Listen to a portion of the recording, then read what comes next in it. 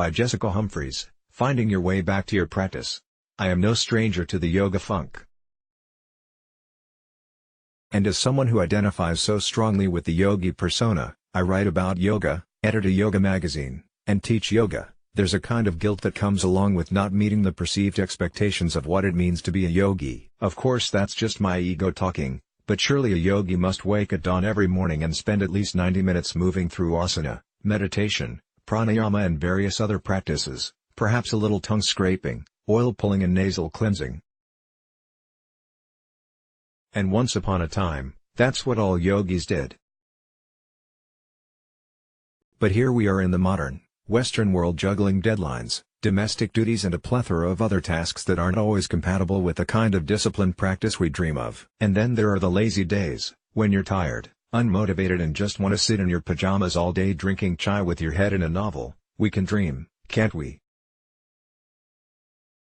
Sure, you could probably step onto your mat for a short practice before your day gets going, but what about the mug still sitting on the bench from last night or those emails that are awaiting your replies? So instead of committing to the practice that we know will fill us up, leaving us motivated and inspired to take on the day, we end up beating ourselves up, quietly thinking that it would have been easier just to get on the mat. What makes someone a yogi these days? Finding yourself in a funk. Rachel Zinman is one of Australia's most highly respected and experienced yoga teachers.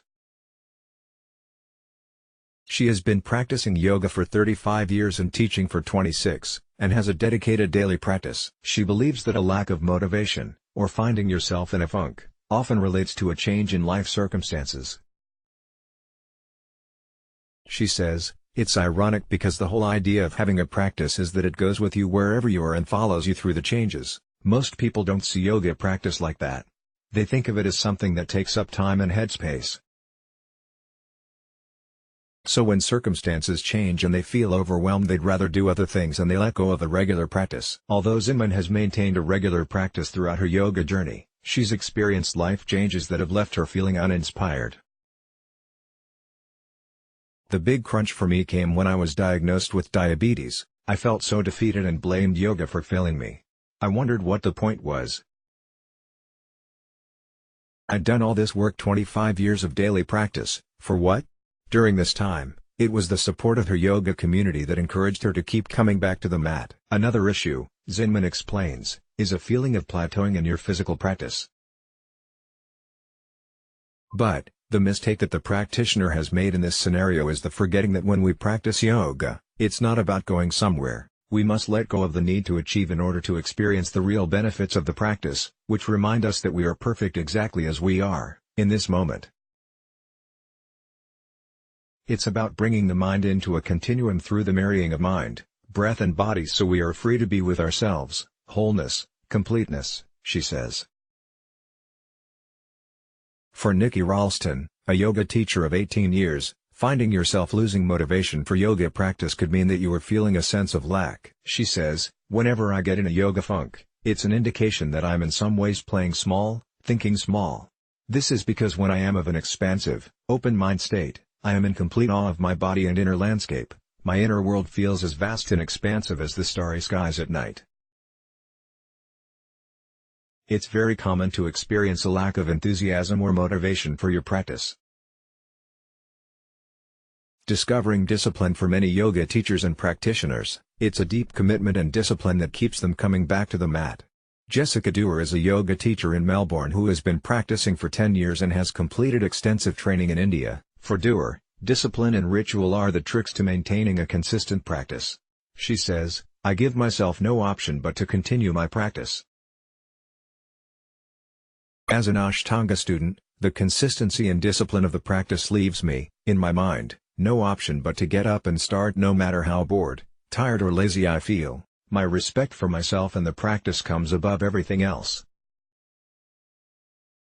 Mandy Scotney is a teacher at Sydney's Body Mind Life who developed a passion for yoga a little later in life, discovering a dedicated practice in her late 30s. "For me, it's a combination of discipline, because some days you'd rather stay in bed, making time for it by scheduling my practice into my diary, and making it a priority. I always put my practice before my teaching. My view is if I'm not practicing, I shouldn't be teaching, and falling in love with the practice over and over again by trying to keep a beginner's mind. Holly Bradley is a yoga teacher and founder of Om Collective, a new yoga business app especially for teachers. She emphasizes the importance of attending group classes when the motivation to practice at home is lacking, and finds that even the least experienced teachers have something to offer. She says, their inspiration is fresh and their sequence is generally unpredictable, which is really refreshing. I tend to take this new enthusiasm into my home practice by playing a new playlist and just getting creative again. Other yogis believe in integrating the practices into your day, however you can. Angela Malik, a yoga teacher in New Zealand, likes to create many rituals that entice her to her practice throughout the day. From expanding my awareness, opening my eyes to pranayama, spinal twists in bed and steeping jasmine tea while I flow in whatever postures my body is asking for on my mat with soft music. Even getting dressed, I balance in different postures to put on socks and sneakers, she says. It's helpful to remind ourselves that we don't need to accomplish anything on our mat. Erin Pippa, a natural therapist and yoga teacher, agrees with these sentiments. She advises students to get out of the mindset that you need to accomplish something on your mat. She says, sometimes my daily practice will consist of me getting into a downward dog to stretch out, and then just holding that for 5 minutes, then continuing on with my day. Sometimes that one downward dog, or child's pose, or Viparita Karani, can lead into its own hour-long flow. The important thing for Pippa is allowing yourself the opportunity to sit and listen deeply, but not chastising yourself when you waver. She says, keep showing up, give yourself the opportunity to do something wonderful, but don't hate on yourself for getting up and leaving 5 minutes later. Thank yourself for getting on your mat at all, because some days that will just be the last thing you want to do. For some yogis, no mat is required, and there are many ways to integrate the philosophies of the practice without asana. Jordan Lee Berger is a yoga teacher with esteemed yoga school Power Living, whose practice at the moment is more about the mindset of yoga than committing to a formal practice. He says, my body has been reacting adversely to asana for the last month or two, so I've resorted to being way more curious/mindful about things like the yogic philosophies of yamas and niyamas and how they can affect my work, relationships and general attitude. Because of this, ahimsa, nonviolence, specifically, I don't beat myself up when I can't physically bust out my half-bound Kaundinyasana backflip-asana. Yoga goes beyond the mat. Ahimsa is one of the sutras, and means kindness to all living things. For Sydney-based longtime practitioner, physical/movement therapist and yoga teacher Murray Hatton, it's all about embodying the wisdom of yoga on a philosophical level. He says, I don't particularly use asana any longer as a sole practice and have not for years now. I move consciously and purposely every day. That in and of itself I consider my asana practice. Hatton believes in following your own body and responding to how it feels.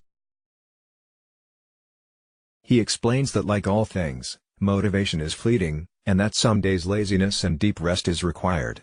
He says, I practice what yoga actually asks of us. No yoga mats and props are required for me to feel great.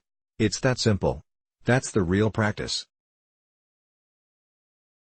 Marvelous motivation. Maintaining motivation for yoga practice looks different for everyone, and just like in our asana practice, there is no one-size-fits-all approach.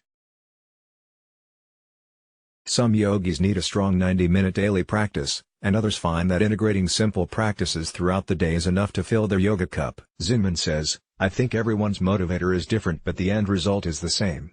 A daily practice just makes everything better. I like to think of my relationship with yoga as just that. Sometimes relationships need to be nurtured and nourished, and at other times they need space in order to flourish. When I find myself in the habit of beating myself up for losing motivation, I like to remind myself that although yoga and I may experience time apart, we always find our way back home, and that the magic of yoga can be found in even the simplest of acts. A few deep breaths upon rising. A mindful embrace with a child. A half pigeon between emails or a sensory sunset stroll.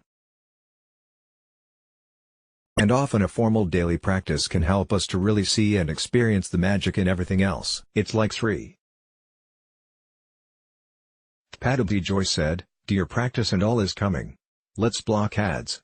Why?